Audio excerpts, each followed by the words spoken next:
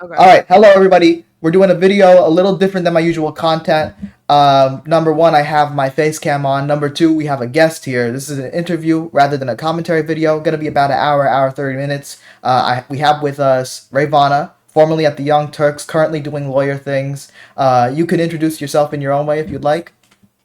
Yeah, absolutely. So I am doing lawyer things. I'm in employment law right now, mostly doing compliance and investigations into allegations of discrimination. So it's, pretty interesting work in my opinion. I'm sure that a lot of other people might find it to be boring.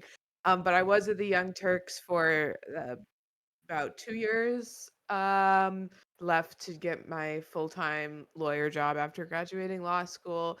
But yeah, I'm a Chicago-based political commentator, m- less often now than I was previously. But yeah, everyone can follow me on Twitch. Every other Thursday, I'm on Power Report with the wonderful Dan from the internet and Bam and the crew over there. So you can still see me streaming every other Thursday with them on Twitch on my Twitch channel, and follow me on Twitter just at Rayyvana TTV. Also, I have a podcast. It's not politics, but it's called Taking the L, and it's very fun. I do it with my best friend Jay, and that is wherever you get your podcasts, you can find Taking the L. All right, that sounds good. And that introduction kind of leads to my first question. I've seen you on the Young Turks for multiple years now. It seems that you were kind of like you went up from Rebel HQ and went on the main show like a lot. Like you seem to Yeah. be like kind of slowly becoming one of the main hosts.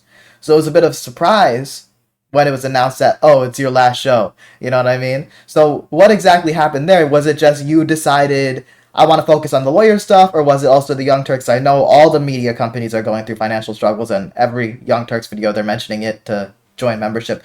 Did they were they like, oh, we need to cut some jobs, and you were one of them? I know TYT reports was shut down recently as well. Yeah, yeah. So I left of my own volition. I feel bad for all of the media networks that are suffering because I think a lot of good journalism is being lost because of that and the way that that media is funded. I think the Young Turks has been somewhat insulated from that just by having a membership based Yeah, subscription model a lot of other networks don't enjoy, and so they're sort of at the whim of their donors. So or their funders, their backers, I mean. But yeah, yeah, yeah. no, I graduated law school in May of 2024 and or 2023, excuse me.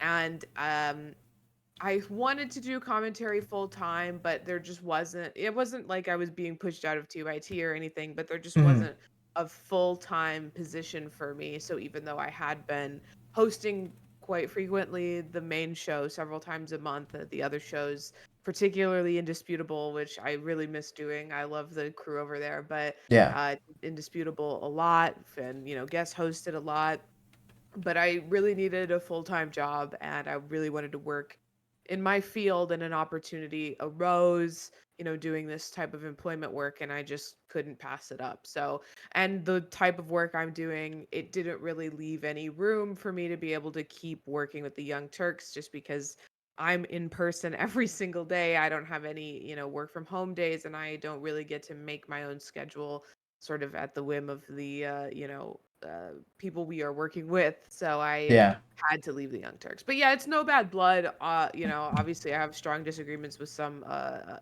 some the things stuff that they recently. have said, Yeah. but yeah, it wasn't like, it wasn't so dramatic. It just sadly had to come to an end, and yeah, I mean, I wish I could continue on doing that, but yeah. So not super interesting story there, but I think a lot of people have been let go from their video partner program who were excellent and brought some fresh ideas to the network, and that was really sad to see. Offhand, I can think of Jeff Wiggins, who is a wonderful Really? person and a great political commentator, but He's been there for a long time, right? he was there for quite some time. Yeah. That's a surprise. I didn't know Yeah. that. Yeah, Yeah. that's You know, crazy. other they've lost a lot of really good voices, and and it might be partly due to the the sort of hostile climate in the media sphere right now. Yeah. I also just think it's unfortunate that the videos that people want to make, the videos that tell a real story and, are actually conveying the news to people are not the videos that perform well, right? I mean, Yeah, a lot of being it is honest. like looking at Rebel HQ, you can kind of see like the Trump videos do great.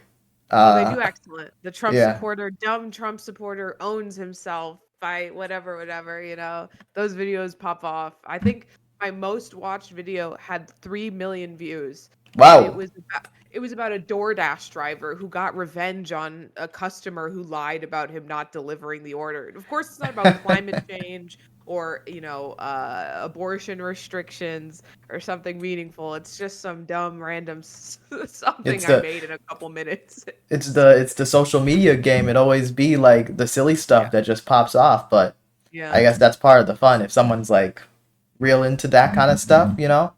I mean, and making the videos is fun, and I think that there's like, the people that work as producers for Rebel HQ, amazing, wonderful.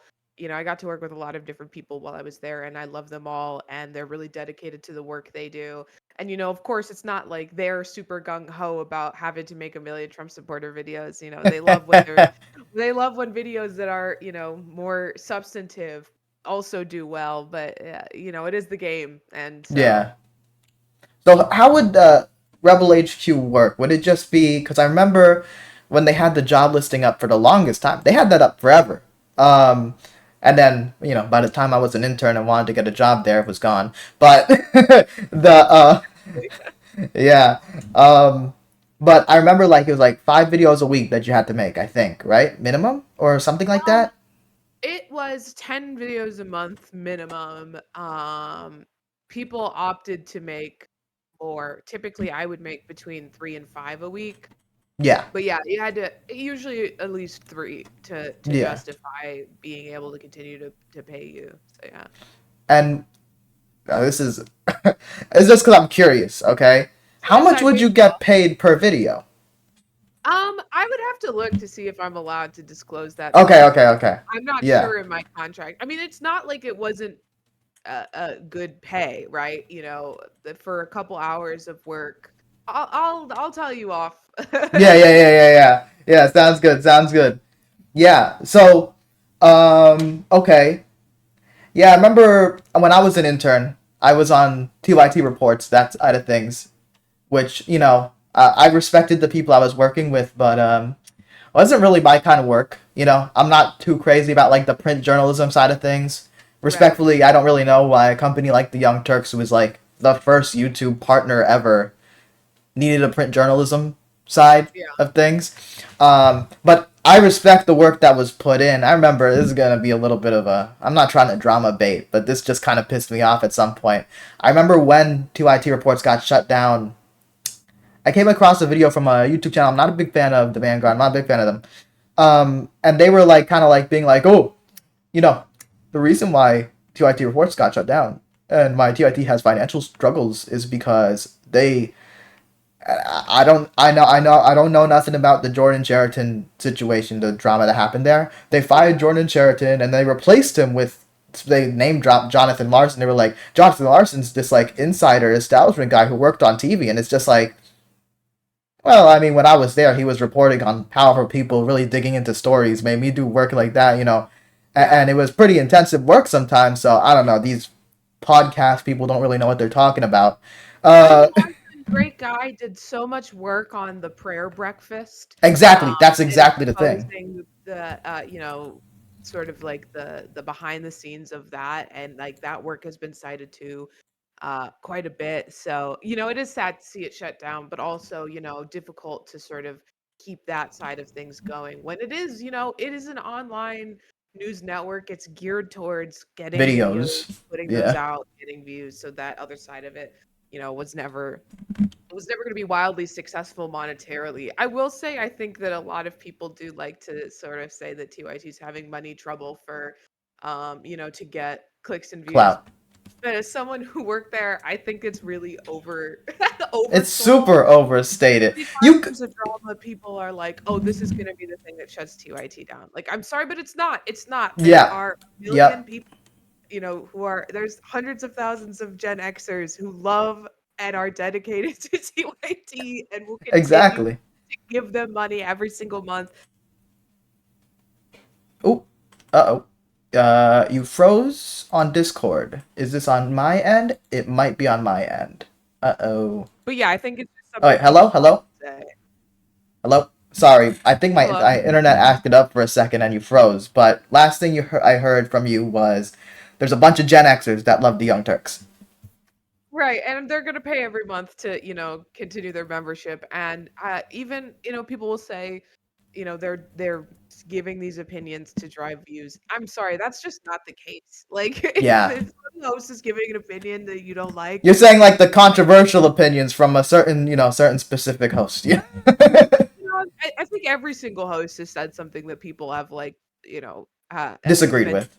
back by. But yeah, like, they just believe that. I'm sorry, they're not doing it to Yeah, drive clicks. It's not like I hate to sort of have to break down the illusion that people have created around it, but like yeah, no one on there is told what to say. Like when I was hosting, when I was, producing and hosting, sure, there are stories that I present that I didn't produce, but I can go in, I have to approve all of them. So I can go yeah, in, I can change whatever's written. I'm not reading it like a script. The presenters aren't reading it like a script. No one asks you what you're going to say beforehand. The only yep, limitations are you can't say certain words because then we will get because it's being yeah. live cast on like actual like Roku channels. So we have to be in Uh, compliance. You can't swear during the first 2 hours of the show. The last half hour you can. So that's the only thing that was ever, don't say that, but mhm. otherwise you can say whatever you want and you can have any opinion you want. So it's not exactly designed in a way where they could be farming controversial, you know, uh takes. I'll say maybe when it comes to Israel Palestine, a certain Zionist was brought on to give that opinion and in an argumentative fashion Oh my quite a god. lot, but otherwise, He's something. he's a I know very who you're nice talking guy. about. Very Yeah. nice guy. I've met him many times. I like him personally, but just abhorrent, abhorrent on that On on the his position, and just can't, unforgivable to be honest. he's very extra about it. I'll say that. Right. He goes on there, he's like Cenk will like be talking about like I don't know, like Israel like blew up a specific group of like children walking down the street or something. And then he'll literally like pull the IDF narrative. He'll be like, "They didn't mean to do it. It was an accident. Believe me, it's an accident. It Please." is. It is always fascinating though to like Cenk is someone I think I tend to disagree with the most on the show. Um, but he on that issue on Palestine, He's so I mean, I correct. disagree with his solutions, but he's right. And Yeah. vocal, and of course vocal, and no one's ever accused him of not being vocal.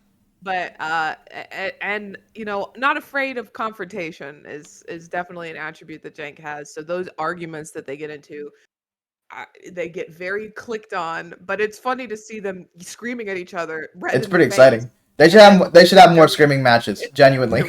then you have to move on and go to another story after the fact. I don't know how you do that. That's kind of crazy. Like you're like, oh, you have one half being like, oh, you wanna kill every Palestinian, and then you have the other half be like, oh, so you want to kill every other Jew, and then next episode, so Donald Trump having some legal troubles. There was one there was one show where I was hosting with Ben. It was after it was, after this siege of Gaza had started, and I did a story about it was right after the murder of Al Fayumi here in Chicago, the 6-year-old Oh, the Palestinian kid. Oh my God. Yeah. And the basis of the story was that instances of Islamophobia are on the rise, as well as anti-Semitism here in the United States.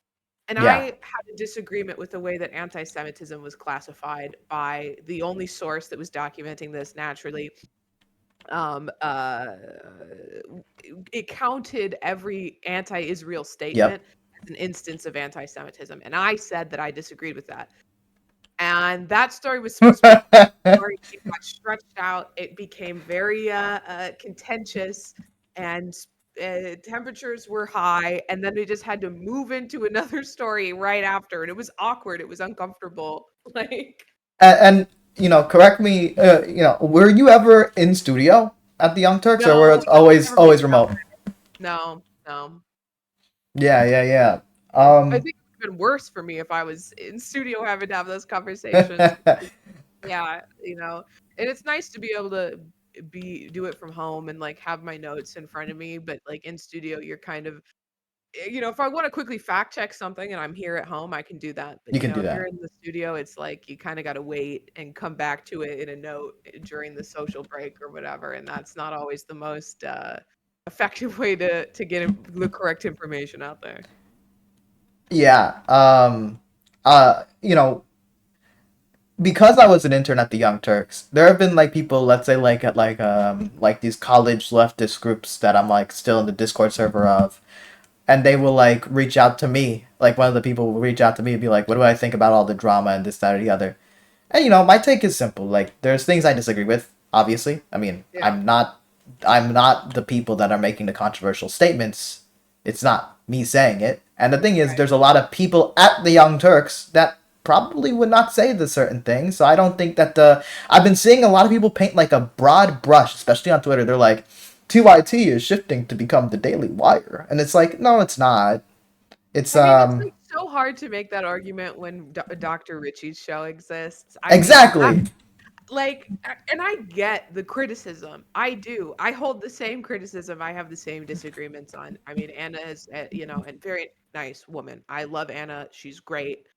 Has some really bad opinions on a myriad of Yeah. topics. She's been talking about crime in Chicago. Crime, exactly. And She were I they for the other guy, the guy that was running against the current mayor? Were they Valid? supportive? I hope not. I don't know how much they talked about the election here.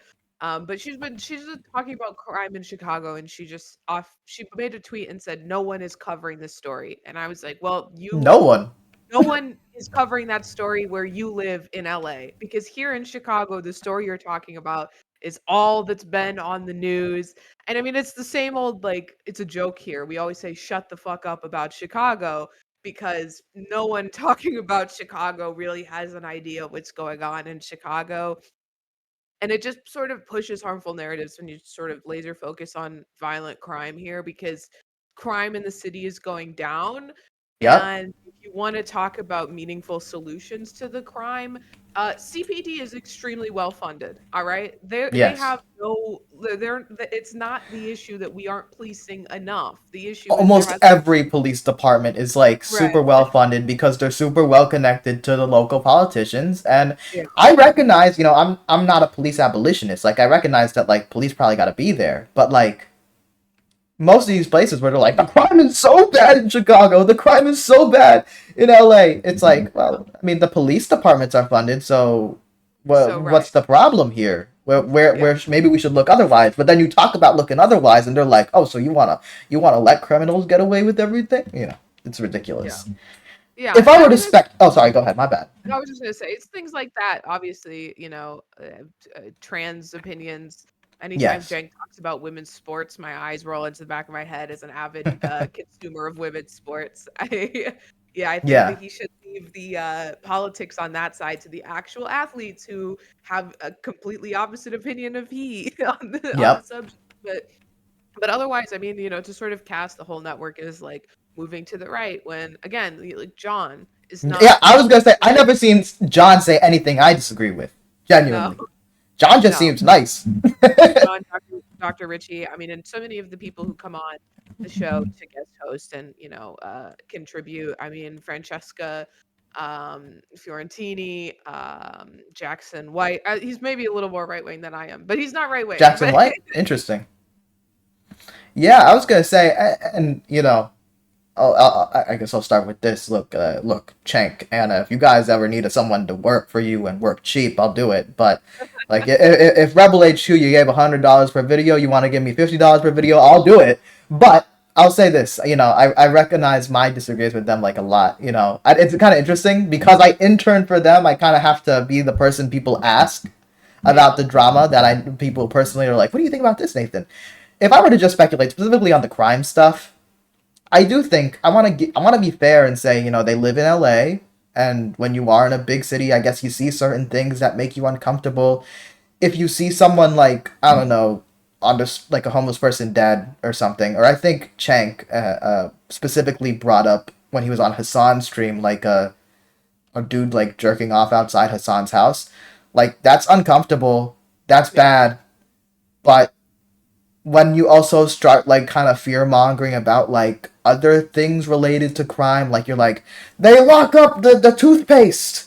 And it's like, Right. well, my nice area. If I can go to a nice area here in Palm Beach County, Florida. I could go to the polo capital of the world. Genuinely, Wellington, Florida. I could go there, go to a CVS and a Walgreens, and they lock the shit up too. Like they're Right. locking that stuff up everywhere. I don't know exactly what the reason is, but it's not just like an LA thing or a big city thing. And ultimately, we can see crimes. We can see crime statistics, Right. and we know like a place like Oklahoma is more dangerous per capita than a place like Los Angeles. It just so happens that Los Angeles and New York and Chicago have physically more people. So I definitely don't agree with their sort of hyper focus on crime, but they've gotten a lot of pushback from that. But I will say for the people that have like really, really been pushing back on them, I don't think they're trying to be Ben Shapiro 2.0. No, Yeah, no, and yeah, like it's just obviously if that was the case, they would have changed the model of how TYT is funded because the Daily Wire is not supported by its viewers. It's not fucking 100%. PBS, right? Like, it's well funded by investments from wealthy individuals and right wing venture capitalists and whatnot. That's just not how TYT operates. I also think that people maybe fail to realize that there is, a corporate part of TYT that is not led by Anna or Jank. Yeah, There are yeah, people who make those, bigger decisions that are not them. And I mean, at the end of the day, like if you're watching opinion news, you're never going to have 100% of the same opinion as the of person you're course. watching. And like, I mean, that's just the reality of it. So I think at some point, yeah, I'm not saying people shouldn't disagree or call out, wrong, bad, bigoted, hateful opinions. Like, please do. Yeah, I just think that there's like a maybe a hyperfixation because I think for yeah, a lot of people, and here's what I think it boils down to is for a lot of people when they got into politics, TYT was the only people doing it from the left. yes, yeah, Sam Cedar, the Young Turks, they were the only people doing it from the left. So that was where a lot of people started. And I think a lot of people feel betrayed that they moved further to the left. I mean, hey, I moved further to the left than when I first got into politics. I was watching TYT. yeah, Um, I'm farther to the left than or any of the main hosts for the yeah, yeah, network. yeah. And I just think that there is like a feeling of betrayal there. So people take it like quite personally. And when you kind of have access on Twitter to these people, and it can become like feeling personal if they'll go back and forth with you for a minute. But I I think think Cenk and Anna should chill on Twitter. I'm not gonna lie. oh yeah. Oh yeah. My life got so much better when I stopped arguing with people on Twitter. I think everyone should give it a try. I mean, not to say that you shouldn't, be mean to people who deserve it Yeah, once in a yeah, while. yeah. But like, It's okay if you're having fun with it, I think. right. But certain ways that certain people behave, you can tell they're not having fun with it. You can tell they're Yeah. like, I need to respond for my Right. honor. And it's like, no, you don't. Your honor is Right. fine.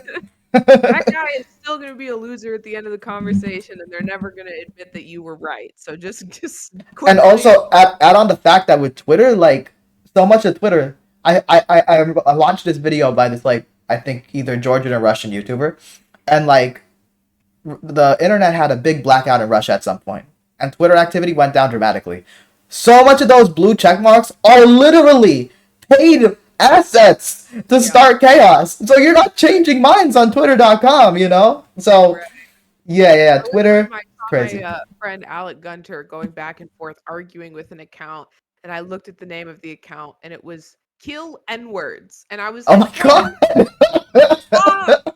talking to the stop engaging with this account right now, dude. This is look at this." There was a like a Texas secessionist account. They were like Texas Republic tomorrow, and they were like made a post like flexing how great Texas is. They're like very big, very large, and one of the things they listed was warm water ports. Warm water ports. Literally, only a Russian would say that. Like, this isn't like conspiracy. This is just like you are a Russian person if you're Right. Like, flexing warm water ports. I'm imagining someone from, like, Dallas talking about warm water ports, man. Shut the hell up. I mean, no one who lives in Texas, that's not at the forefront of their mind of things that they want to brag about their state. It's no income tax is what they're going to talk about. Yes, Low cost of housing in areas where guns. no one wants to live. Yep, yep, yep. You know, Barbecue. I saw a tweet of like I don't know like these like this conservatives put like these like black people recording music video and they're like they're doing what people do in music videos and they're like pointing guns at the camera and they're in a group bouncing around and they're like this is the problem and it's like well I thought guns were good according to the right wing I thought we were Right. supposed to be like Second Amendment oh it just depends on the people holding the gun obviously Right, right. I mean, that's what gun control, came from in the first place in a lot of areas of the country is racism. Black people were yeah buying guns for self-defense. So states like California started enacting gun control legislation specifically to target black people. yep yep yep now Right. speaking And about it's the right now wing the oh sorry problem go in ahead Chicago is gun crime, but guns are supposed to keep you safe. That's yeah an opinion that it for that contradicts a person bit. for me. And also, I heard that most of the guns, the illegal guns in Chicago, are coming from out of state. So, Oh, absolutely. Majority of them thank you, come from Texas. Indiana. Yeah. Yeah, Indiana, Texas, a lot of guns are shipped from Texas to Chicago. But yeah, I mean, a lot of parts of Chicago touch Indiana. You can just mosey on over to Indiana, buy a gun, pretty much no questions asked, and bring it right back. Yep, yep, yep. Speaking of right wingers and right wing media, right? You once had an opportunity to debate Charlie Kirk. I I did. think. Yes. I did. So at some point, Charlie Kirk and his I don't know what he's up to. I don't follow Charlie Kirk's activity. I think he has a podcast. I don't know if he's still inviting people on for debates because the biggest clips to come out of those debates was just people kind of like Dunking dunking on on him. him. I Ben mean, we've Glebe talked Ben Glebe. We specifically. talked about Ben Glebe earlier. There was the this is a shark fetus or something like that. I don't remember. Yeah, Um, but you didn't do that. Why I was didn't. that? Okay, so I had a producer of his reach out to me on Twitter in 2021 or 2022. I think 2021. It was a while. It was right when I was like first starting with the You Young were just Turks. like on Rebel HQ at that point, I think. Yeah. So I started co-hosting on the Young Turks pretty much right when I joined because at first I had my show on their Twitch channel. So that's what Yes. I was first doing. So I think it was that, and then I had been on a couple episodes and I was doing Rebel HQ. But yeah, so producer reached out to me and asked me if I wanted to be part of it. They offered to pay me, and now I have learned since that it's quite a bit of money that it's like $3,000 that they give Oh, you. I should have damn. said yes. I would have Um, taken it. but so for me, I just one, it was COVID was, I mean, and it still is, but COVID was still Yeah. a huge issue at the time. I don't think I was vaccinated yet. Okay. Yep. Yep. Or no, That's a thing. I had just gotten vaccinated, but I couldn't get the booster. And I knew that Charlie Kirk wasn't vaccinated. So No, I he was definitely is. He he is now, definitely is. Yeah. probably. But I was apprehensive about going to it was based show was based out of Arizona. I didn't want to go to Okay. Arizona at that time. My dad was pretty sick at that Yes. time. He's Yeah. since passed Yep. away, unfortunately. But yeah, so I didn't want to go and like potentially get infected and come back and bring it to my family, who I spend a Yep. lot of time with. There Yeah. was that aspect of it. But also I took a look at what his debate style show was. And I mean, at the end of the day, It isn't good conversations. no, it was and I was not I hate Charlie Kirk, and I'm not someone who can like go and play the niceties like, "Oh, it's so great to share a stage with you," or whatever. I'm gonna Yeah. go Yeah. and I'm Yeah. just gonna be a bitch to him. And I know that that's not like the kind of stuff that's necessarily effective. Yeah. And I can't remember what the topic that she suggested we talk about was, but I wasn't particularly fond about it. Hmm. fond of it at the time, but it was just a couple of things that contributed to me saying no. And she asked me again a year later. Um, and I declined that time too because it was after Ben Glebe went on, it was after Dr. Ritchie went on, and I just knew that I couldn't do a better job than they had already done. And I felt like it was pointless. His show was, it was in the dying embers phase of his debate show. It wasn't really doing Did well he stop anymore. doing it? I'm fairly certain it's done now. He just does his like radio podcast show every day Who the where fuck listens to the Charlie Kirk radio show? What the he's fuck? sniffing fat lines of coke off the desk while he is not physically well He's a or weird guy. mentally well at all. That guy is coked out. I would bet my bottom dollar that that man has a cocaine I addiction. remember when you had him and Shank yelling at each other when he was debating Hassan. And Yeah. Shank, yeah, I love the clip of Every Shank. single day, Jank. Shank, all you saw from that clip was Shank's back, and he was just like, I don't even know Yeah. exactly what he was saying, but then you heard Charlie yelling. They should have fought. Like, I'm being serious. Like, have a Yeah. YouTube boxing match. I mean, Shank seems. I don't know how tall Shank is, but Charlie's 6 foot. tall. Charlie's fucking tall. I'm not gonna lie. Like, you saw pictures of Charlie next to, like, Kyle Kalinske and next to Vosh, and Vosh is a tall guy. Vosh is like 6 foot, and Charlie was like this. So the only issue might be weight, but actually, no, weight won't be an issue. Height might be an issue. I think they can probably match weights at some point. They should have that fight. I'm serious. I'm sure Yeah, I Charlie mean, would rather like the fight. Jank offered to fight Joe Rogan, so Jake needs to be more realistic. yeah. Charlie Kirk, maybe. Joe Rogan, I don't think so, buddy. Maybe go for Daniel Prager. You know what I mean? Or Great but divorce. that would be good. Prager. Yeah, he just debated Prager. Oh shit! They got a communication set up. Okay, breaking points. They can do it. Maybe get with the maybe contact iDubbbz and get on Creator Clash 3. I've been to the two Oh Creator God, Clashes. They're great. I love the them. elderly division. The elderly division. I mean, Dad's 41 last time he fought. So Nathan Barnett. So I mean, Shank is what, like 50? We can do it. I Yeah, think.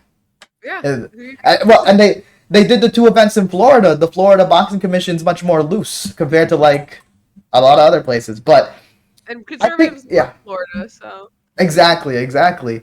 Oh, another great fight, bro. Honestly, fuck the debates. I mean, do the debates and all that stuff. But I've been seeing some people, kind of not notably, and some people complain about this. You have like Vosh, who built a brand on debating. He doesn't do debates as much. He just does the news mainly, and some people complain. But he does. It's not as fun for him, I guess. That's reasonable. If you're a YouTube creator, focus on what you enjoy. Just do that. That's better for long term. But there should be some fights, bro. I want more boxing matches. I want to see. I want to see. I mean, you already had like somehow a Nazi, two Nazis got into the first like fucking Misfits boxing. That's like KSI's event at the first event, but that's because of yeah. Keemstar. Um, you if you have like, there's so much fights that could be made. I want to see someone Emma Vigeland versus Tim Pool Yeah, that'd be a good one. for boxing. And I know if Tim ever fought, he would genuinely ask, "Can I keep the beanie on? Can I keep the beanie on in the fight?" He would. Honestly, Tim, just show off the bald head. Let it shine.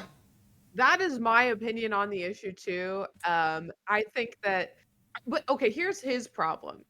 Now, if he just tries to be bald, he's so dedicated himself to this beanie that everyone would notice. If he just was bald and sort of accepted it earlier on in his life and in his career of whatever the hell it is that he does, He could it be would like Joe Rogan.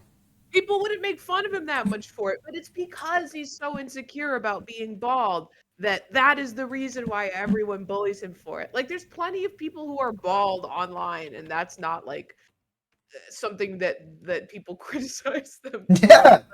But he's so embarrassed about it that like of course we're going to notice that this is a point of insecurity for you and attack that. Like And I don't think like when he's at home and when he like takes the beanie off, I don't think he wants to commit to the full bald because like he keeps the hair like on the side like an old man, and I'm not Right, like hating on him.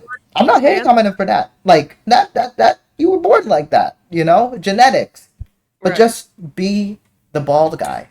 Just be bald. Just be Why are we bald. clinging on to this?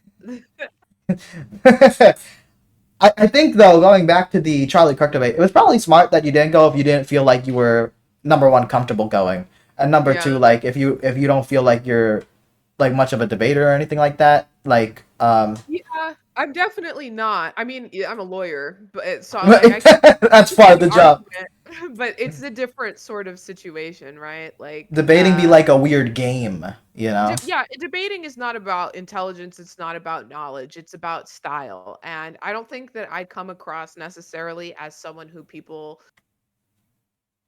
I'm not someone who doesn't already agree with me is gonna listen to and come out being like, "Wow, she really changed my mind." They're gonna be like, "Oh, that fucking bitch Ray. She was so annoying that whole debate and so self-righteous." But like, yeah, maybe I am self-righteous, but it's because I'm right. Like, Yeah, yeah, yeah.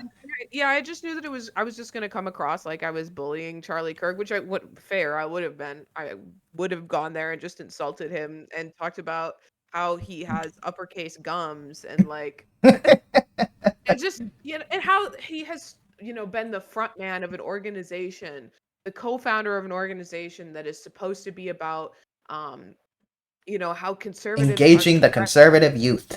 Right. I mean, it's supposed to be about conservative suppression on college campuses. He didn't go to college. That man was never he did one semester at Harper Community College and then never went to an actual university. And like I have plenty of friends who went to Harper. Harper is not the place where conservative ideology was being suppressed, okay? It's not like a Conservative ideology is simply never suppressed. And I mean that like genuinely. Like you have PragerU's, or excuse me, Turning Point USA's in like every college campus. A lot of times, and they're open about this. They try to influence the actual college politics. You know, yeah, so I mean, well, they know the suppression bullshit is a lie. It's just right. it's branding. It's branding. We're the freedom fighters. We're the, you know, but and the thing about like debating someone like Charlie is he has like media training. Right. He has that, and there have been times where people have gone on that show, that specific show, and they haven't looked the best. Like they Yeah. they fuck up a lot. I'm not gonna name names, but there are some pretty obvious cases. Yeah. But other people Yeah, did and pretty just good when debating I Charlie. think uncomfortable, I think that yeah, in that setting, knowing that they paid me to be there, I would have felt uncomfortable. Honestly, like taking the money. Now that I know how much it was, maybe it would have felt a little more Bro, my comfortable. ass would have felt like I'm doing legalized robbery. That's what I would But feel. yeah, I don't, and I've never done like debates. That's never what my streams have been about. Like, that's never been my thing per se. Just because I don't like the fact that it's style over substance. You Yeah, can be the smartest person in the room, but if you are not skilled in the art of online debate, like it won't matter. I mean, someone like Destiny, total fraud, fucking idiot. yeah, That guy has no yeah, credentials and no intelligence whatsoever. But he is heralded as a good debater because he just has a personality where he comes across like he knows what he's talking hmm, about, and to the simple-minded folks on the internet, uh, it's believable. So they yeah, believe, and they perceive him to be this, master, mastermind, god type, whatever the fuck they want to describe him as. But at the end of the day, again, that's just further evidence that it's, you know, style over substance. Even someone like Vosh, who I generally like, he's a nice guy. yeah. I like him. He I know people are gonna try to condemn us. I don't care. I don't care. He's my boy. When the drama was happening, hey, yo, Ethan Klein, fuck you. But when the drama was happening, hey, Ethan, Palestine will be free. Get your but in all seriousness, he's he good. knows a little about a lot of things. He's not like the smartest person in the world. I'm sure he would admit that. That like he's Yeah, good at yeah. debating because he has that this style that comes across well and intelligent on the internet, and and so Even people among those like debate it. bro circles, like he's not always accepted. Like like the Twitch politics circle, like the debate circle that I kind of participated in. You know, when I would go to like Prime K streams, or Prime K's is a good guy. He's a nice guy, but that's a lot of like Destiny's community there. So Yeah. like Vosh hasn't gone on one of those streams in a long time because last time he went, he was like kind of just like casually coming on, you know. But then he got like jumped by all these like DGG kind of cloud sharks, and then that was made into a drama thing as well. You gotta be strategic when debating. You gotta like, if you're making debate content, you have to gain from it. Frankly, Yeah. you know. I mean, of course, you can have debates in real life where you're trying to change someone's mind. You know, conversations. You know, but if you're a content creator, sometimes you come off as bad, which you gotta try to come off as good. Sometimes you come off as good, you'll be correct, and you'll be doing it in front of your bigger audience. But then, because you have haters or something, it'll promote the person you're debating. So Yeah. if you're talking to like, I don't know, like a no name on Omegle, probably not. But for example, Jackson Hinkle blew up. I'm not trying to blame Bosch because Bosch just did debates. Um, but Jackson Hinkle blew up because a lot of Bosch's haters were like, "Oh, this guy's fucking based. A soft, good guy. Chemical weapons? He would never do that." Um, and, and then since that point, and I think, frankly, this is probably a thing Bosch can feel good about. Everybody that like obsessively hates him tends to always end up showing their ass at some point.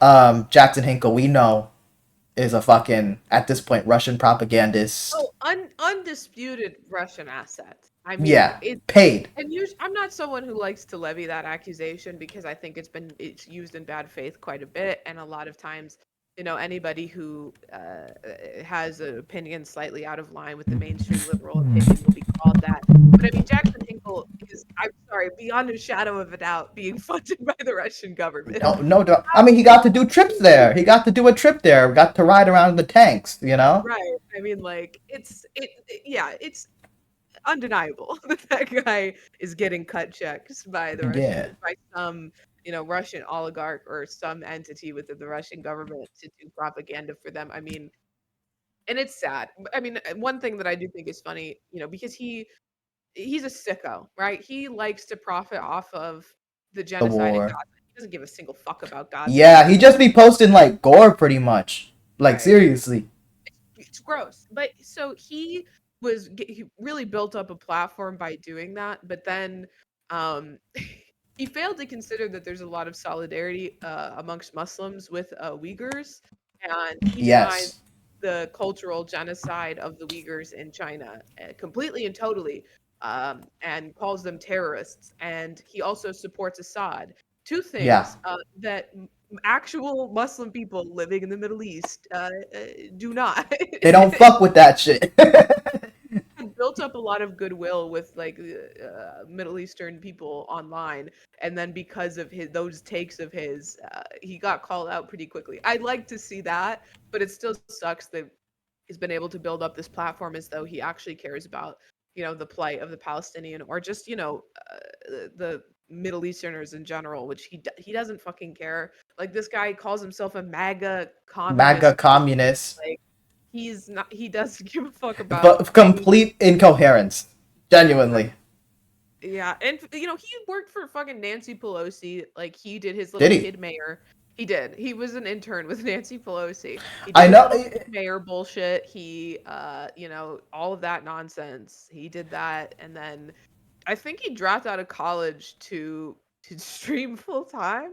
Yeah, yeah, And probably. I hate that I know this about him because he used to be like, he's He used to be annoying. in the progressive circles. Like he Well, used to that be. more so after that, he used to annoy me on stream. He used to come into my chat and be like, Really? debate me about this," before he had built up like a bigger platform. Him, and then the infrared people, Was and this was I this never, probably before or after the Vosh debate? maybe contemporaneously around the Yeah. same time that Around I was. same time. Because that's when he was jumping in the streaming world, you know? Yeah, He is a fascinating story. I think he's a great case study about how like fucking money corrupts, genuinely. yeah, Because he started like a pretty similar origin to a lot of like young progressive commentators. Like he's only like 2 years older than me, so if we were in high school, like we would be in high school at the You're same young. time. I think. Yeah, I'm fucking 23, right? So he's also a jit. Um, but like he was he was out there being like the Bernie shirt wearing guy. He ran for city council. He did pretty all right for himself. Um, He was on TYT. he was on TYT at that time. He had a whole different tone of voice. He Right. talked all like Californian, kind of fruity. You know what I'm saying? Respectfully. Um, Right. but like now He he was the changed top of the that. hour Andy in his songs. He's the Great. top of the hour Andy. His show originally, The Dive, was just kind of like a sort of secular talk, sort of trying to be in a similar way to how I started my channel, in a similar way to like I don't know how like this like Luke kid who like does interviews sometimes. It's Luke B. His last name is a B, but he makes decent content. He's very much like he got David Pakman vibes, and you can tell like he got very inspired by that channel and started doing his own thing. I can see a similar way to that, like how like Jackson first started trying to be like a secular talk clone, probably in a similar way to other progressive channels, like even like the Humanist Report and the Rational National, like the way they kind of started their content, inspired by people in the progressive circle. Right. But Yeah. then it's not Same copying; style. it's just style, And then you could say Kyle was inspired by Cenk, so it all goes back to the TYT. But Jackson just had this shift. It went to first year with the progressive, then you're a Bernie bro, which is good. Then suddenly you're more with Jimmy Dore and the whole drama with the Young Turks, and Assad is actually a really good guy, and he would never chemically use his people, go against his people. And then honestly, he was a bit of like he's transferred into a bit of infrared clone. He was a bit like Infrared Junior at some point. Yeah. And then he went to Jimmy Dore, actually. Then he got more recognized by Jimmy Dore. Then he got on Tucker. Then the Russia war happens. And then suddenly he's getting numbers, more clout. And now he's on all these, like, fucking Fresh and Fit and, like, fucking Sneeko and all that shit. And the thing is, does he even have a big YouTube channel for himself? Does he have a big Twitch channel or a Kick channel? I don't think he does. I think he's He's only big. banned from Twitch. I'm Yeah. fairly certain he's permanently banned from Twitch. He's only big on Twitter, I think. He's been demonetized on YouTube, I think permanently, so he doesn't make money from that either. Um, I don't know what he would. Maybe it's just the people that are backing him. I mean, Yeah, it's I think the oligarchs pay well, genuinely. yeah.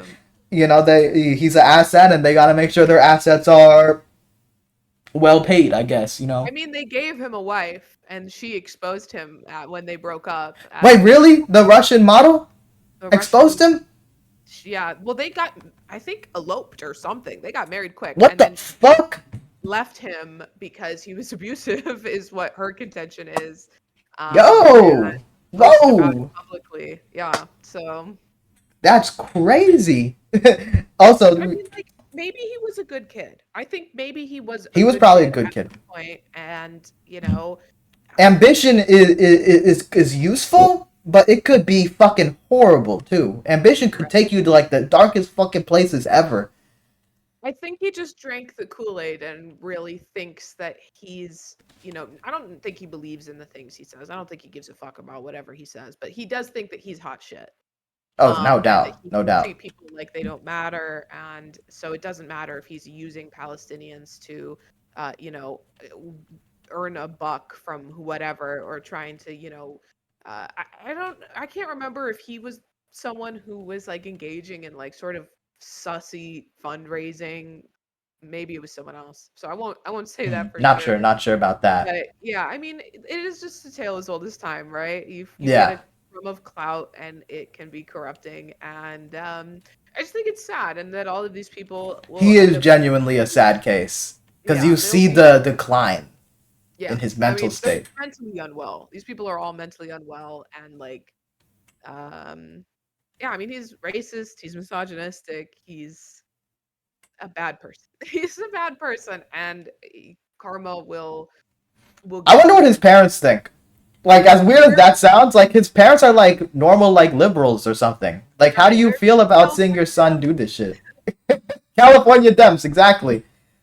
I mean, it's in so many of these cases. I mean, he's someone who's not like necessarily overtly political, but like Aiden Ross, was a normal Yes. kid, and then got too famous and became clout obsessed and looking for validation wherever it would come, and it came in the form of a bald man in his mid 30s who sex traffics women, Yeah. and that was the only validation that he sought after for a long time, and he spiraled and lost all of his connections with his family. They Really? Aiden's not connected with his family no more? According to his brother or stepbrother, the whole family, because he's Jewish and he says all sorts of anti-Semitic stuff, and he surrounds Yep. himself with And he got Nazis. like Nick Fuentes on stream and all that shit. Yeah, I Uh, think it's so weird with Aiden. It was like first he got like in trouble for like the gambling shit, and gambling became a big, again, money, bro. Gambling became a big part of him making money from stake. So then he gets involved in kick, and then he just kind of wants to sort of bathe in the sort of unmoderated waters of kick. And then that means he brings on like actual fucking psychos and Nazis and shit. And he doesn't even need to because he's already successful. He could just pull like fucking like train wreck shit and just gamble, but I don't know why he wants to do the alt right shit. But I didn't even know it fucking got him in trouble with his family. It's unsurprising that it did, but yeah. the only thing I know about his family is his community will sometimes send him pictures of his like sister's OnlyFans, and that's all Oh, I know that's about his so family. gross. That's That is so very horrible. gross. That is very gross, and you could see in the way he reacts, he's genuinely by those Well, moments naturally, it's such a naturally. despicable thing to do to some. Even he's a terrible person, but neither he or nor his sister deserves that. Yep, She's yep. specifically like, He ugh. brought like but I guess that's what happens when you make a community like that. When you make a Yeah, community about that sort of like everything has to be treated like a joke, then you never have a community that treats anything serious.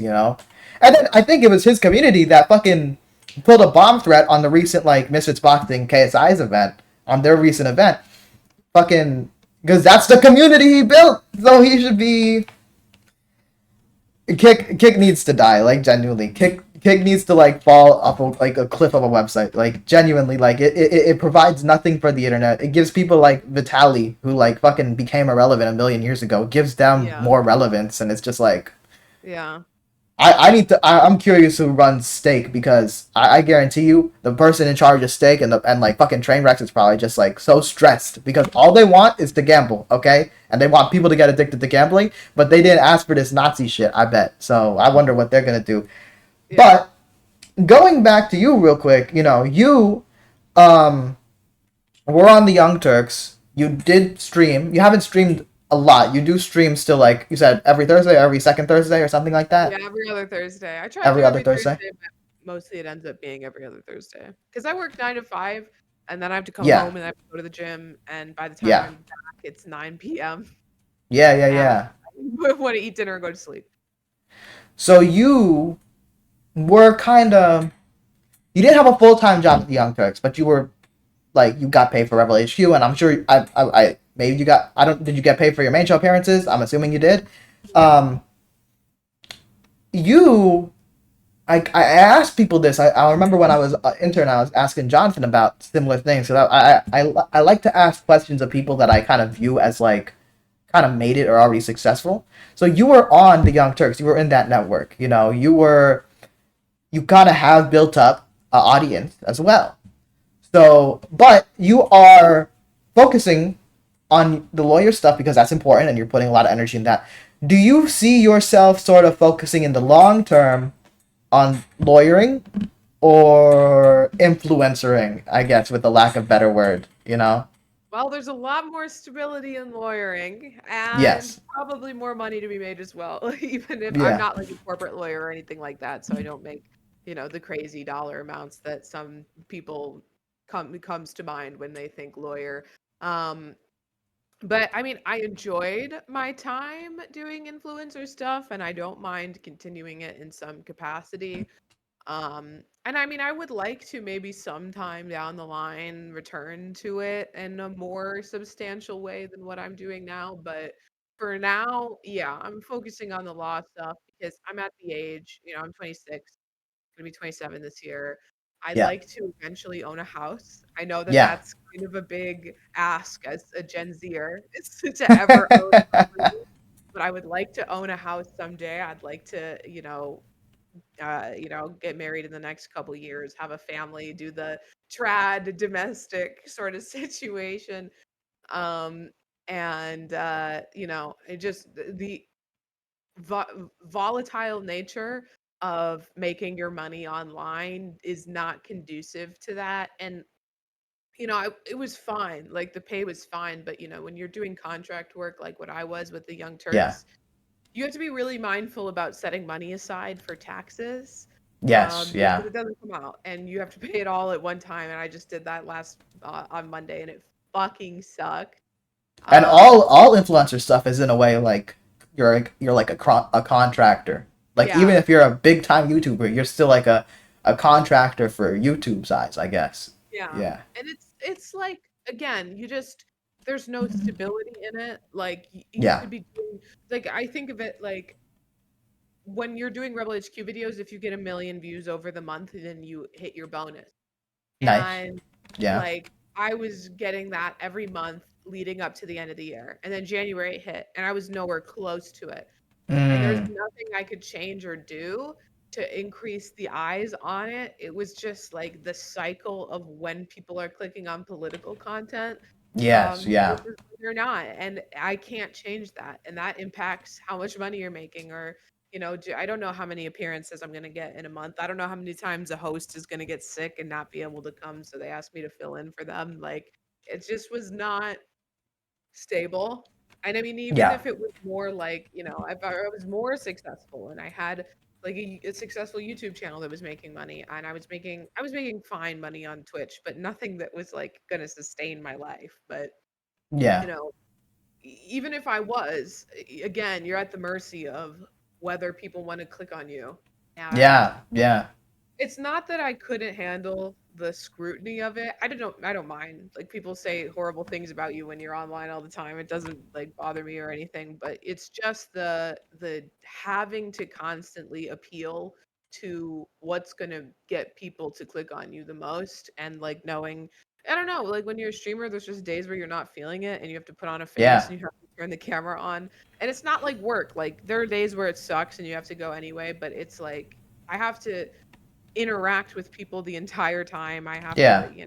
and they'll see every moment of it. Feels very intrusive versus I don't know. I don't feel that same way about going to a regular job. So it can Yeah. just be exhausting in a way that I just didn't see necessarily. I'm rambling now, but I didn't No, no, no. I think necessarily. it's a fascinating. I think it's genuinely fascinating because, like, for me right now, like specifically this year, you know, I got a proper job. You know what I'm saying? I'm a substitute teacher. You know, Nice. I get paid pretty all right. You know, um, and my main purpose for getting that job is to pay for YouTube ads, among other things. I can pay for other things, but I have been doing that, and I hit 1,000 subs like last week or 2 weeks Nice. ago or whatever. So that's pretty good. Um, so that's one half of the monetization thing on YouTube. Now I got to get the 4,000 watch hours, which is a lot more difficult. Um, but I kind of made like a decision. I was like, okay, so this is the year I'm gonna get monetized. I'm gonna take this seriously. No games. I'm gonna put the money in. With the ads. And the ads target a lot of like mainly like lefty YouTubers. The Mhm. like the content that I will make as ads are like these like anime parodies of like it's big like lefty YouTubers like Bosch or Kyle Kalinske or Sam Cedar or whoever. And that has done well. I've started recently like pushing my commentary videos as ads as well because I don't always make 30-second parodies of these people. It's fun to do, but it is partly strategy to kind of get the Yeah. audience's attention of those people, and it's worked. I've advertised YouTube Shorts a bit, but those are kind of more a broader audience. I don't know if those are going to be the people that like sort of stick around long term. But the people that have come from like Vosh's community or the Majority Report community or Kyle Kalinski's community, those are the people that kind of return more often. So I've been focused on that. and I'm pretty confident that I'll get monetization at least throughout this year. Maybe I can really start getting paid this year. I don't know, but the influencer game is weird because sometimes you can just kind of pop off, and Right. that's kind of the hope for everybody posting. Some you're just kind of like, okay, maybe this time I post something, it'll blow up. I'm not like super stressed about anything really. I'm just kind of breezing through things and chilling, but that's kind of the way I view like the social media game. I view it as like I like it, so I want to succeed in it. I want to make some money from it. And I think if you succeed in the social media game, you get to open doors for a lot of different things. Like Moist Critical, for example, he and his friends have like been able to make a series of comic books as a result of him having internet clout and having that career. He can do other things. And not everybody could become do what they do because they focus on the writing. I don't think that they're like amazing artists, so they hire like industry professionals to do the art. They're doing the writing. They get to do it because they have some passion for it. I like that. I like kind of like the fact that for if you succeed on social media, it can be almost freeing for you. I remember this conversation I was having with Jonathan Larson, and I mentioned how like I look at someone like Manny Pacquiao, and he just kind of does whatever the fuck he wants. He does like boxing. He's also been acting, doing music, did the politics, did everything he wanted to do. Um, but I think Jonathan mentioned he was like, but it's worth noting like something like he succeeded in the boxing first. So I was like, Yeah. that's a good point. So there's probably a ton of things I want to do, but I want to succeed at least in the social media game first because like people, it seems vain to be like, I want to be famous. Everyone Fame wants to be is famous. security. Fame is security in a way, and it's a risky game because like you could be acting all right, and then suddenly drama hits you. You know what I mean? Like for example, I don't mean to bring up Vosh's drama and stuff, but when Vosh was had the drama with Ethan and all that, I understand why people were mad on the initial thing, but just being honest, a lot of like more prominent and mainstream influencers have done objectively more sus shit, and nobody gives them shit. Okay, like, and then what Ethan was doing was bring up a bunch of old shit, address shit. Sometimes would like bring up clips and like literally say the opposite of what Vosh was saying and all that shit. I don't mean to like bring up all the drama. The point I'm saying is Vosh for a long time hasn't been doing debates really, hasn't been doing like just starting drama or something. But then out of the blue in February, whoa, the entirety of like Ethan Klein's fan base is coming at you, and Ethan Klein just directly was saying like, "I'm trying to end this man's career," and it's like, whoa, that's pretty fucking crazy, dude. Now, at the end of the day, what happened was, Vosh has a community that already has dealt with a lot of the controversies, and they stuck around with him. He did lose a lot of subscribers, went from like 470 to like now he's at 450, but at this point it's stabilized. He was at 449 for a while, went up back to 450. You didn't end his career, Ethan, but and respectfully to Ethan Klein, he casually loses like 20K subscribers on the HD podcast because he'll like say some fucked up shit about Palestine or whatever. Yeah, Um, I was a paid member for a long time and I left during I it. was I was a fan since childhood, dog, since like Yeah. H3H3 Productions. There was just so many things last year though that was like, bro, you're kind of disappointing me. Like Yeah. I mean, just indefensible stuff. the Palestine stuff Like, was a huge one, yeah, but it was the Palestine situation. I mean, the situation, not the situation in Palestine, but his but situation. his situation, his Right, his his what he did to the Palestine. I right. was kidding. His attacks on like random Muslim people like Frogan or oh, the really buff guy. What's The his really name? buff guy. I don't know who Muhammad. the buff guy is. But yeah, I Yeah, mean, just nasty things he was saying about people, calling them terrorists, just racist. It was racist. yeah. What he was saying about Frogan was racist, and like kind of embarrassing that the people who work for him, who are friends with her, didn't stick up for her in a meaningful capacity. And and I've you know, met AB.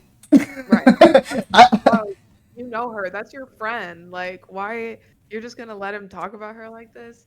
But yeah, but just gross, sad. But yeah, I I mean, can't believe he ended a whole show over. that over Yeah. disagreement on that. That's very unstable behavior. Like you run a political show and then you cancel your show with Hassan, leftovers. You cancel leftovers because you have a disagreement. Now, a major disagreement, but like Hassan wasn't saying anything crazy about Israel and Palestine. Hassan was correct. Hassan was saying, and I get like he on a personal level, he probably felt like Hassan's community is really going after him like a lot, and Hassan doesn't he who's supposed to be his friend doesn't he didn't feel like was kind of like reaching like kind of defending him. I mean, you can only do so much when you're just wrong, right? What can Hassan do? Like be like, no, no, no, Ethan's correct about everything, and you shouldn't question him. That doesn't mean Hassan's audience is fully great. I mean, they're kind of weird sometimes. Like when Navalny died, and Navalny has his flaws, but they were kind of in the chat being like smoking that Navalny pack, and it's like, well, you're kind of celebrating a fucking political assassination. It's Yeah, kind of not weird. a good guy, racist, Islamophobe, but I Yes. mean, yeah, kind of weird to the circumstances of his death Yeah, are yeah, yeah, concerning to should be concerning to anybody. But yeah, I mean, fuck Navalny. But yeah, yeah, yeah, yeah. I get what I you're saying. think, I think, I have disagreements with everybody in the political space, of course. I mean, by default, I'm a social democrat, so like, of course, I have like some disagreements with like Bashar Hassan based on socialism. But I mean, I'm focused on like the policies. I don't care if someone calls themselves a socialist as long as they're correct. That's Yeah, really it. I think Hassan can probably work on some foreign policy takes because like the Taiwan shit needs some work. Do a bit of workshopping, I think, because I view Taiwan as objectively good. As my perspective, like someone from like who has family in Southeast Asia and all that stuff, like China is super aggressive, super imperialistic in that region. Like they will be, well, they'll sink fishermen ships, and when if you get your ship sunk in the middle of the ocean, like that's like a death sentence. That's scary as hell. So yeah, like it's pretty fucked up shit. And Taiwan is not run by Chiang Kai-shek anymore. Taiwan is run by like a progressive majority party. So like why should those motherfuckers just die? And I can't stand this whole like this weird sort of obviously Taiwan exists and is a country, has a military, has a government, but then like there's some like online people that are like, well, the U.S. says that technically there's one China, and it's like, bro, when did we fucking when you're like this is like Mao Zedong Lover 69 Twitter handle, and they're like appealing to U.S. the government United fucking States also deals. says there's no such thing as Palestine. So kind of weird. Exactly. Yeah, Exactly. Exactly. it's always funny to see like some random guy from like I don't know suburban Idaho whose number one political issue is that Taiwan is China. Like, who are Yeah. you? Yeah, yeah, yeah. Like, There's no genocide of the Uyghurs or like any of those random. It's like how did you how did you even land here on this opinion? and then you look at their page and they're Jackson Hinkle fans or fucking Infrared fans too. I will say going back to Ethan real quick. I mean, one of the things outside the Israel Palestine stuff, like, of course, I didn't like the Bosch stuff. I didn't like the Israel Palestine stuff. I didn't like the way he treated Nathan Barnett, dad from I don't know if you see him in the Creator Clash. He's been But around they're for a long friends time. though, right? What? Sorry, what's that? But they're friends though, aren't they? I thought it was all like a joke. Well, at okay, this drama is so interesting to me because I met Nathan Barnett at the Creator Crash. He's the Really? nicest motherfucker, dude. He's a real motherfucker. He so first Creator Clash, right? Me and my friends got this hotel that was near the arena. Okay, makes sense, right? That just so coincidentally happened to be the hotel where I guess they got a bunch of rooms for the people involved in the Creator Clash, the fighters, the YouTubers, and this, that, or the other. That's where they were having the weigh-in. That's where they were having the post-weigh-in party. And I was just kind of standing in the area, and there was a lot of people there that couldn't enter the VIP section. I was doing my networking. I was like, my name is Nathan Galang. I ran for Green Acre City Council. I lost, but I think that's how I introduced myself to iDubbbz. But Nathan Barnett, bro, not only did he engage in multiple conversations with me, not only did his boxing team engage in conversations with me, bro got me some burgers from inside the party and brought it out, right? He is the nicest dude on the planet, right? But so in the lead up to AB versus Dad, okay, um, there had been talks like Dad wanted to like maybe come on the show and do some promotion. AB was kind of down for it. Ethan seemed to just want to be a call-in. Okay, they're gonna do a call-in. Um, but then like Ethan wasn't letting it happen or something like that, and like Ethan was kind of talking shit. And it's like, okay, well, I guess they're about to fight, so I guess the shit talking can be understandable. But then there was just other weird comments made referencing like his dead wife. Ethan joking about that, saying he has dead wife energy or something like that. I think That's um, horrible. that's pretty fucked up. And then after the fight, right? So after the fight, when Dad was giving his speech after he fucking destroyed AB, okay, and as a boxing fan, I gotta say, listening to the fucking the H3 podcast commentary on that first round, because they weren't showing the footage because they legally, copyright, respect, all that stuff. Yeah. But they were just giving their commentary, and I'm like, bro, are we watching the same fight? Because they're like, oh my god, AB is destroying him. He's tired. He's this, that, and then of course, I watched live. I knew Dad was kind of getting that body good, and then AB, can't get up because bruised rib or something like that. I don't know exactly what happened. No problem with what AB did. AB came out and fought. But then, like, you have, like, Dad giving a speech after the fight, giving credit, giving love, sending love to AB, sending love to the H3 community, right? But then you have fucking Ethan sitting on his couch, leaning back, disrespecting him, being like, oh, shut the fuck up. And it's like, brother, the fight's over. There's no more fight buildup, right? They're calling him, like, they're saying he hit cheap shots. They don't know what they're talking about, because I'm assuming they're saying, like, hitting the body is a cheap shot. That's a perfectly valid place to hit in boxing. Are they fucking insane? Anyway, it clearly affected Dad. He didn't appreciate it. And then he was drunk on stream once and had, like, a guest, and he was just complaining about it. And then, like, I didn't even realize this until recently. The H3 people, Ethan did, like, a whole stream reacting to that shit. And it's like, damn. And then, like, Dad kind of, like, gave a message, like, bro, you gotta recognize, like, your like, the shit you say makes your fans do shit. When he was, like, Yeah. sobered up and all that stuff. So that, like, left a very bad taste in my mouth. I tried to be, like, kind of, okay, that's bad, but he's still going after these conservatives. Very fun, very cool. I'm still gonna be a fan. I'm still gonna be an observer. Then the Israel-Palestine stuff happened, I'm like, okay, I'm not really, like, I was never, like, a frequent watcher, but I really just didn't want to see any of his content at that point, really. And then the Vosh stuff happened, and then he would, like, I don't know, he'll play a clip of Vosh being, like, talking about the movie Cuties and saying, like, you guys ever feel like we have a problem with society fetishizing innocence and youth?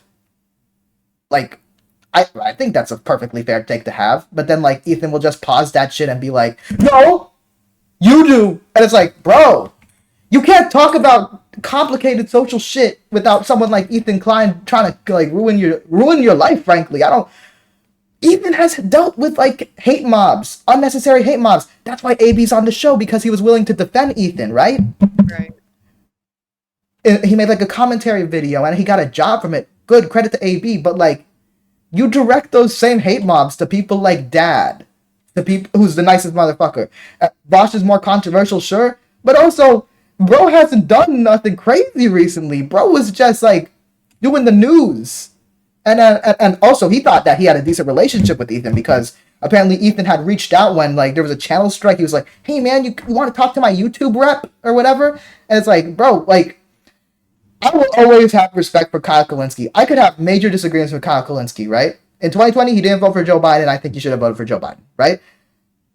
But I'll always respect him as a man, because he's not this terminally online weirdo, you know? Yeah. When Destiny was talking massive shit about him, like, the Destiny and Kyle timeline, I guess, started when, like, Hassan had them on stream. They had a debate about protectionism, and Kyle is very protectionist. Destiny is very, like, free trade. Fine debate to have. But then, like, Destiny went on, like, a hate shit towards Kyle, which kind of took him off guard. And then he just kind of DM'd Destiny's like, are we good? You know what I'm saying? And Destiny's like, yeah, we're fine. But then still continued to talk shit. So he's like, okay, fuck that. But he's not gonna, like, be doing weird drama back and forth with Destiny. Vosh and Kyle like Vosh was like, this was like 2020 Vosh. It was like during the election.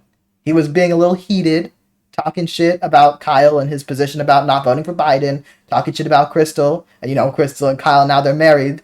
But Yeah. to be fair, he was being very aggressive, but he was kind of right. Their positions were wrong in 2020, in my opinion. But instead of like beefing with him, and Kyle does have people in his fan base that like, oh, you need to beef with Vosh. Vosh is a horrible fucking guy. He just communicates with him. He just reaches out and has him Yeah. on his show. It's a good conversation. That is the approach people need to take more to this fucking Yeah, I drama think shit. people really get terminal content brain, which is, uh, Yes. you can't just have a. That was one thing that really bothered me when there was a lot of drama going on with TYT, and Yeah. at apex of it incidentally coincided with right when my dad died, and I had people DMing me like, "Why Yeah. haven't you posted about this? Why haven't you said anything about this?" And it's like, well, you're asking for my attention to something that you know is pretty petty compared to the fucking thing, the trauma that I'm going through right now. Yeah. So thank you for that. But also, like, I know these people personally. I talk to them personally. Like, I don't have to post about it. I don't have, it doesn't Yeah. have to be like a stream. It doesn't have to be something like that. Like, I don't have to, come out here and publicly condemn. I'm talking to these people, like, trust. I'm talking to these people where you can't see because I know them. So it Yes. doesn't have to be this whole weird thing. We don't have to like monetize it. People don't have to be party to it. We don't have to have an audience for it. Like we can have normal human conversations, like people who are not content creators do. People legit forget that, bro. Everything has to be a beef or content. I'm gonna keep it so real. These internet people, even outside the politics space, right? Just like internet influencers in general, like they could just be making entertainment content, not even serious shit, but they'll just have like big beef with another YouTuber. You got like motherfuckers like who's that fucking who's the steroid user? Well, there's a lot, but there is he's like a kick guy. I don't know, but he went and fought like some like he went and confronted like some British YouTuber in like Miami, HS something, and like then they fought. What the Zerka, hell? Zerka, yeah, Oh, yeah. Zerka went and tried to fight this guy, and then Zerka got like put on the ground and just kind of wrestled with him, kind of like just held him on the ground, bro. At some point, these influencers, someone's gonna get shot, bro. Yeah, John Zerk is an actual like psychopath. That Yeah, guy is he's weird. insane, pedophile, horrible, Oh yeah, I heard some of that shit. I heard some of that shit. terrible person who should probably be in jail He's for gonna just he's respectfully, and I'm not trying to wish this on him or nothing. He's gonna get shot, bro. I'm being so oh yeah. fucking serious. He's beefing with everybody. Somebody's gonna have a gun at some point. Like if you going up to a guy trying to jump him, bro, trying to fight him, bro, for content, like bro, it's not gonna be Right. content forever, bro. It's life or death. I actually Uh, had one of his producers reach out to me like a couple years ago asking if I wanted to be on his like dating panel show, and that is the hell nah. no of my life. Absolutely, I do not, and I don't even want to say thank you for asking me to be on that because it's almost like it's disrespectful that you asked me to do that. No, thank you. Keep me far away from that man. I remember at some point Zerka, who what was his main thing back then? Like just streaming mainly. He was a streamer, I guess. Yeah, yeah. He just did Nah, like streaming panel things and like he'd bring a bunch of women on and like call them his harem. And it was like an ugh. elimination style, like dating thing, speed dating thing. I don't really know. I never watched him or anything, but Yeah, I never watched him either. I, him and infrared guy in a fight a few yeah, years ago. they wait a physical fight. Yeah, they like he punched him or something. Ain't infrared like 2 feet tall? Yeah, he's a little guy. He's an itty bitty guy. I remember. I think infrared debated Destiny, and he was getting like real sensitive at people saying like, "Bro, I think Destiny's taller than you." He's like, "No, he's not, bro. He's not taller than me." Yeah, they did like they went back to back to measure to see who was just like Yeah, so weird. I would have a boxing match with infrared. I'm 5'2". Infrared's probably taller, but like, hey, it ain't about height in boxing, bro. It's about skill, and he's too his body is too dense. You know what I'm saying? Like he's gonna Yeah, tire he's out too built quick. weird. He's He's built built different. strange. He's built peculiar. But it is interesting seeing like, because like certain areas of the internet are like their own bubbles, Right. and I don't know when Zerka got involved in like this sort of like weird politics bubble. You know, in Yeah. like 2021, like the weird infrared Jackson Hinkle bubble kind of felt like their own weird little spot there. Still smaller than someone, let's say, like Vosh's bubble, but they were kind of able to branch out a bit. They had Zerka on sometimes, and then you know they completely sold out, and now Jackson's huge on Twitter. I really question the validity of his like actual fame though. Besides being able to go on shows like Right. fucking Cuomo's show or something like that and argue about MAGA communism, because I don't think that 2 million followers. I don't think they're legit. Like Oh, they I'm are sure that most definitely most of them are bots. not. I am certain that most of them are not. I'm sure a good chunk of them are. Yeah, But just yeah, because of like viral posts of his and visible very highly public things that he's doing and like shit of that nature. But yeah, yeah. I'm sure a good chunk of everyone's followers online are not real Oh, people. oh yeah, yeah, for sure. Though I would say like I bet fame is a weird thing, isn't it? Fame, the concept of fame, like you know, if you ask like some college student, do you know Jackson Hinkle, right? They're probably gonna be like, no. You ask them, do you know Hassan Piker? And they'll say yes, potentially, and if they say yes, they either really like him or really don't like him, but they'll have an opinion on him, but they know him. When I was doing college Democrats and I had an event where Vosh came on like the computer. Um, I remember there was a guy who I wonder what his background is. He seems like a conservative, but he said he was a fan of Destiny, so he didn't like Vosh or Hassan, and he was asking these questions, but he didn't seem knowledgeable because Destiny calls himself a social democrat, I think, and this guy was like, so I mentioned social democracy, and he's like, isn't that communism? And I'm like, so Right.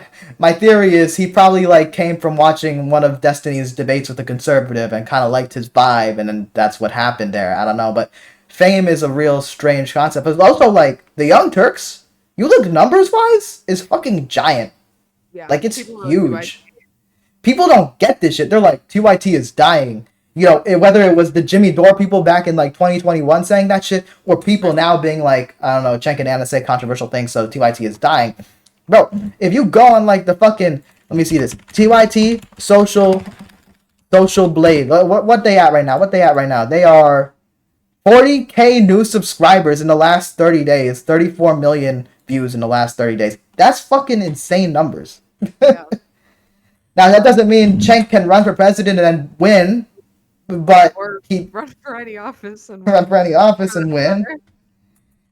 Maybe if he went more local, I don't know, but he Yeah. just he has to scale down a bit. For it. Maybe he can get on, and this would be tough. Maybe LA City Council. I'm not sure, but I don't know if that would be good because it's kind of LA politics is kind of cringe a bit. You Yeah. know, So maybe he should just stay in the office. he could Stay chill. He could chill. He's doing great work with the Young Turks. I say that sincerely. I like what the Young Turks does. You know, I don't see it as Fox News or Daily Wire or whatever. Yeah. Um, Let me think. Do I have any more questions? I guess future wise, what should people expect? You know, you seem to be focusing on the lawyer stuff, so you're gonna obviously build on that. Should people expect more in the future from your social media stuff? Well, hopefully, once I get into the swing of things at my job, I'll have more uh, time and energy to do stuff with streaming. I would tell everyone to keep an eye out on Power Report, the what I'm doing Yeah, early every other Thursday that I'm on, but it's every Thursday that they do the streams there, and Dan's building something I think that's very wonderful, yeah. and people should get Tell us more about Power Report. I'm curious. I want to learn more about it. So, it's Dan from the web. He's the Dan from the internet. He used to work for TYT. He used to be a producer there. I think he produced Hassan's show there. For anyone who's ever seen Really? the video for Wow. fucking liar. Dan is standing next to Hassan when he says that he would clap the shit out of Ben Shapiro's ass cheeks. Um, Whoa! but he also used to produce Jimmy Dore's show. Whoa! But Whoa! Whoa! That's interesting. Jimmy Dore's show on the Young Turks, not Okay, okay, okay, okay. But he's one of the smartest people I know, really awesome guy. Him and Bam, who's also great, very smart, very knowledgeable of foreign policy. Um, eh, it's just sort of just a news show, casual, discuss a myriad of topics. Obviously, lately a lot of focus has been going towards Gaza, as should be with everybody. Yeah. But yeah, it's just great. It's long form content, stream for like 3 hours, talk about everything, interact with the chat. Super fun. Love to do it. And Did yeah, they do guest? people there. Did they ever have guest on? It's usually the same group of people it switches every week. But sometimes they'll have, like, we had a professor currently working in Germany come on to talk about the hostile environment in Germany towards Palestinian Yeah. protesters. Germany's wild for that shit. I don't know what the fuck they're doing. They're overcompensating. I'm not gonna lie. They need to Yeah, chill. oh yeah, 100%. Bro, 100%. they Well, that's fucking Jewish people for protesting for free Palestine, right? It's Bernie propaganda. was like speaking in Germany or some shit, and you had this fucking the Social Democratic Party, so like the big left wing party, their Democratic Party, pretty much. You had the person that was representing that party that was gonna come. They were like, "I'm not gonna go. Bernie's an anti-Semite. He's Jewish." Jewish, Bro had family that died because of your people, and you're calling this man an anti-Semite? That's insane, you know? right, right. Germany's crazy. But But yeah, also my podcast, Taking the L, is it's regular, comes out on Sundays for members, Mondays for non-members. So if anyone needs a break from hearing about politics, we talk about pretty much everything but politics, everything and we but politics, sort yeah. of unsolicited advice and some solicited relationship advice, and we talk about just the small things that are horrible in our daily lives and complain about them. And it's a good time. People like it. I Also, gotta say, look, extensively talked about Jojo Siwa's new song, and what are your thoughts on JoJo Siwa's new song, her new era of sorts? I think that it is the same rebrand done less successfully as we've seen every other child actor, child star turned pop star. But I think most Yeah, people who are watching this happen were too young during the Miley Cyrus Can't Be Tamed Bangers era to recognize what is an intentional rebrand. So people, I think, are giving her an unnecessary amount of shit for doing yeah, something that every celebrity did just because she's not doing it successfully. The song, though, gets stuck in your head. It's not the best song really, I've ever heard, but it gets stuck in your head. So, yeah, yeah, not yeah. for me.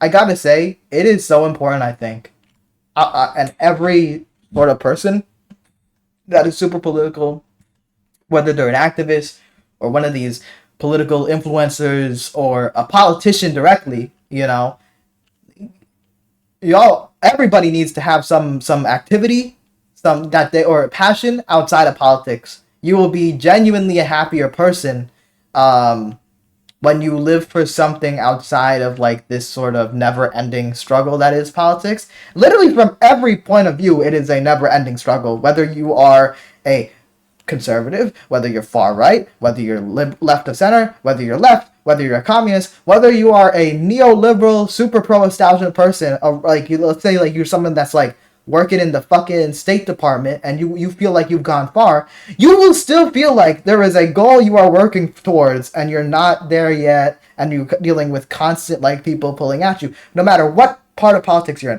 in. Everybody needs a life outside of politics. And I mean, my what I do with my content, I talk a lot about politics because I am a political person, but I try not to have like the sort of I'm trying to like be like how I just kind of am. I'm not trying Yeah. to replicate other streamers or other, let's say, video essayists or something. Frankly, I can't. I've gotten some shit for this, like, because I'll promote my shit on like the BreadTube subreddit, And the BreadTube subreddit has a lot of sort of like, I love video essays. I do not consume media unless it's an hour long. But my shit is like fucking, could be like a minute, could be 3 minutes max potentially sometimes of commentary. And like I will sort of commentate like one of these like people that grew up on commentary videos like I did. Not exactly like leafy or nothing, but just like quick. You know what I mean? Right. And sometimes it feels a bit like slop, but like that's just the way the internet is. And I'll have some people being like, "This is a low quality content." You know, like for example, one of my videos I made about when Iran launched their missile strikes against Israel. I was giving the reason why it was happening. I was giving like what's going on. You know, Israel attacked an Iranian general and they fucking killed him, and then Iran responds doing this. But ultimately, it is my view that it's Israel's fault. You know what I mean? Um, but there was like somebody on Reddit that was like, "You didn't mention that Israel struck the Iranian consulate in Syria, so this is a low quality and this is kind of a bad video." And I'm like, I'm genuinely asking because I'm just curious. I was like, what difference does it make to the video if I say they did it in the fucking consulate or I did my video because it's the same fucking conclusion. They shouldn't have done it. They're the bad guy. But Right. point is, even at the expense of like these sort of what people view as what left wing content on YouTube should be, I'm trying to do my own thing. You know what I mean? Put my own influences, and I would be more willing to talk about things outside of politics. I'm pretty sure I have. Yeah, I just have. You know, it's not if I'd be more willing to. It's just I like talking about politics too. But like last year, I was doing a lot of like I don't know, watching anime or shit, and I was just chilling and having a good time. And I got other passions outside of politics. Like I would love for one day if I could like make some of my own stories and shit. But I'm trying to focus on the influencer shit first because I feel like that door gets open when you have financial security and can hire artists and this, Right. that, or the other. So yes, you got that show taking the L. You got the oh my god, I'm so sorry, I'm forgetting the name. Power report. Power Report. Power Report. Um, yeah, that's cool. It's a good conversation. Hopefully more streams coming in the future, but yeah, I've just sort of been bogged down focusing on my job now and like my health, things like Yeah, that. But yeah, hopefully soon a return to some the streaming schedule. It comeback. won't be what it was ever again, at least for the Yeah. foreseeable future, but hopefully more frequently because I miss talking to chat. I miss them a lot. And with that in mind, do you have any sort of final messages to the public? Um, yeah, I guess, just what you said is good. When you're consuming a lot of political media, it's important to take a step back and look at anything else because this shit can become extremely depressing. And when you're just constantly getting a steady stream of doomer news because it is sad and it is, all consuming and it is devastating, it can make you feel really helpless. But there are little things you can do in your life every day to make the world a better place. And so instead of focusing on all of the things that you can't change 24 hours a day, 7 days a week, take some time to think about the little things you can do to improve, at the very least, your life. Yeah. Because that's a place where you can affect change. Yeah. I think that's a great message, and that'll keep people feeling optimistic when they do focus on the politics stuff. Because when you have that balance, and I feel like I have that balance, I'm never overly negative about what I think is gonna come in the future. I think the future is gonna be perfectly fine, genuinely, as like almost naive as that might sound. But yeah, I mean, thank you for coming on. I think that's a good place to end the recording. If you liked the interview, make sure to subscribe. I might do more interviews in the future. I just need to get people to come on. And I guess for transparency's sake, I've reached out to people involved with Kyle Kalinske, and maybe Kyle Kalinske will come on, but I have no guarantees. So anyway, see you later, everybody. Bye.